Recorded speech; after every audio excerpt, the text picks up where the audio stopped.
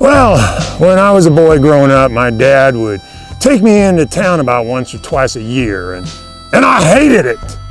One day, my dad, he asked me, and I told him why I hated going to town. I said, "Dad, whenever I go into town, those city folks, they look at me funny.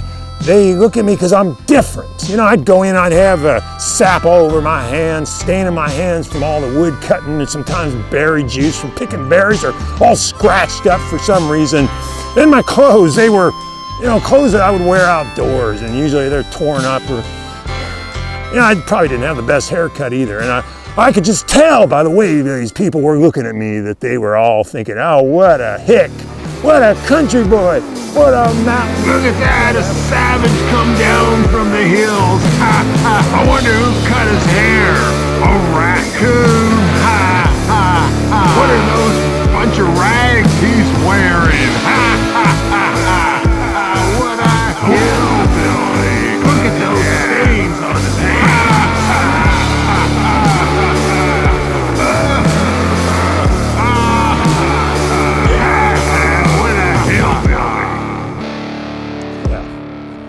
You know, my dad, he sat me down and he said, son, what you're telling me about your observations has a lot more to do about you than it does those city people. And I go, what are you talking about, Dad? They're so judgmental. He said, the only judgments coming out of this story are the judgments you have about yourself. Randy, when I walk into that town, I walk around with a great deal of pride. I know my clothes are utilitarian. I have stains in my hand, and I feel proud that I'm out there cutting my own firewood, or I'm picking my own berries, or maybe I smell like fish. I'm out there harvesting a lot of my own food. And even if someone walked up to me and said, oh, you mountain hick, it would be nothing but a bunch of meaningless words to me. You're walking in town looking at your sap-covered hands, and you're embarrassed about it. When we are convinced about something about ourselves, we reach out and we try to find any evidence we can to reinforce that belief we have about ourselves. In fact, Dad explained that most of those city people, most people we encounter, they have so many things going on in their head, in their life, the last thing in the world they're going to think about is you. I would just say, if you're ever walking around any place and you think someone's mad dogging you or looking at you funny, instead of pushing all the blame out on them for being judgmental or whatever it is you're sort of labeling them as, think about what you got going on inside yourself that would be triggered by that kind of action. And as you go through life and you start developing that sort of strong self-belief in who you are and confidence in the way you are, it won't make a bit of difference what anyone out there says about you, the way they look at you, the way they behave towards you. It'll be all meaningless, because the real meaning of who you are is what you capture within yourself, what you determine inside. I think I'll go out and catch some fish before the day ends.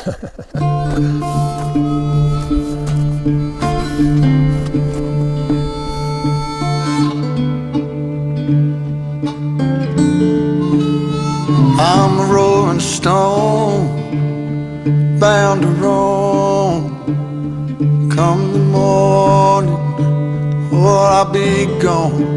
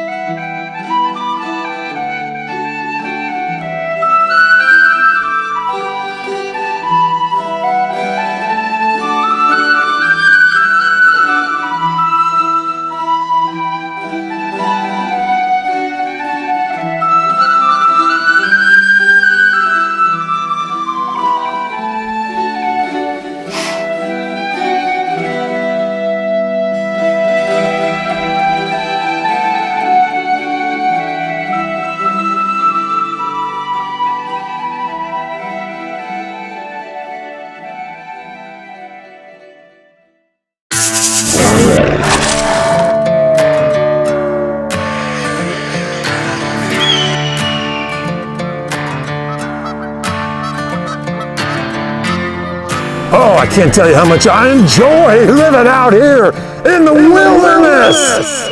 Yeah, but you know, every once in a while, my brother Jake drags me into town to help him film one of his wacky films. Well, he's my brother, so I help him out. I noticed that all the folks walking around town, they were just all strutting around just like they own the world, like they're the top of the food chain, you know? Like, I own this world. I command everything I see around me. Like, I own everything around here. This is the land. I conquered this land. Like, I own this world.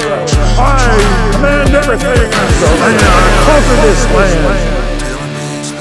Well, I can hardly blame them. I mean, when you're in the city, everything's covered in concrete and asphalt and buildings. You hardly see a bit of scrap of nature. Maybe if you're lucky, you'll see a tree, or maybe you hear a bird whistling off in the distance. The internal attitude I've developed living out here in the wilderness is completely the opposite. Nature's in charge out here in the wilderness. One hard winter with heavy snow could kill me off if I don't manage to store enough firewood for the winter. Or if I don't harvest enough of berries and other food in the late fall stored during the winter, I can die from starvation. I've come to see myself as a part of nature and the cycles, the rhythms. You're just all part of it. And when you're feeding off the land's providing for you. I don't think humans are the most intelligent life form on this planet. A tree doesn't have to go out in the river and scrap through the water to try to catch a fish or get all torn and scratched up picking berries. All that tree has to do is just stand there in one place, and it feeds off the sunlight. Are you telling me that's not more intelligent than the way that we humans eat? Well, I'm telling you, my opinion, that is intelligence.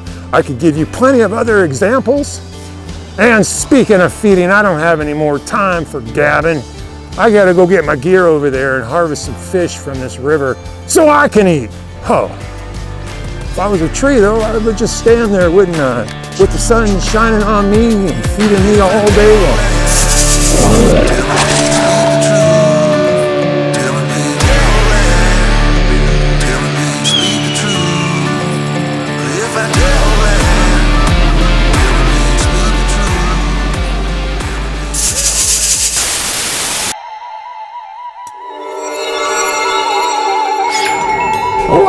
Wow, we made it. It's so wonderful here. But look how big we are.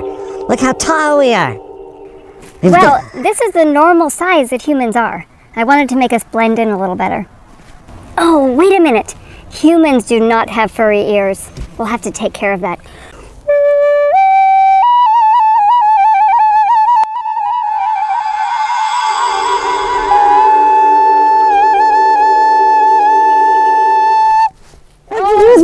Oh, those are human ears. You'll get your cute furry ears back when we go back to our own realm. I sure hope so. But now, these are tiny. I think we need to work a little bit more on your look so you can blend in. Let's try a few things.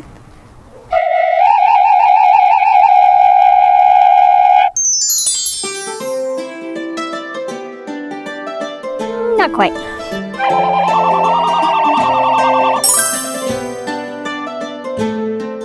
Oh, no. No way. Let's try a different one.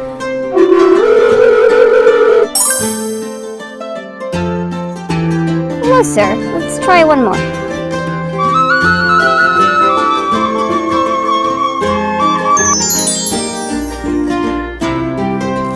That's it. That's the one. It's perfect. Wow, I love my new look. This is terrific. This is wonderful. This is a great experience. I love being in the human race. Okay, all right.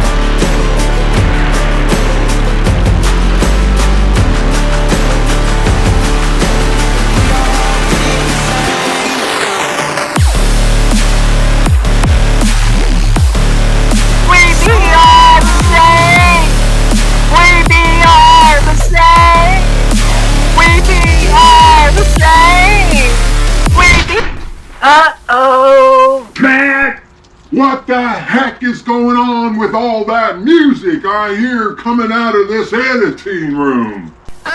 You said it was okay for me to edit in music if I use that country rock music for Randy's videos. How many times have I told you we want more of Randy and less of all that music and special effect nonsense you put into those videos?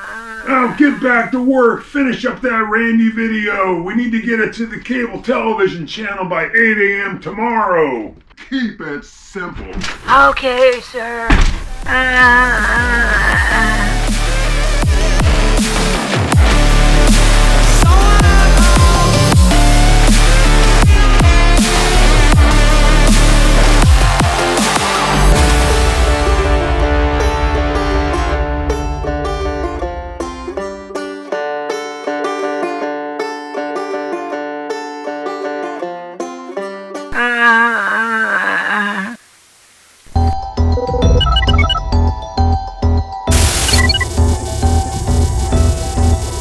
If we allow gravity to control our lives and our thoughts, where would we be? It's a huge shift in physics and in mentality. You gotta push yourself, push your perception of the possibilities. And through that experimentation, we develop, we progress. Tradition is a very difficult thing to change.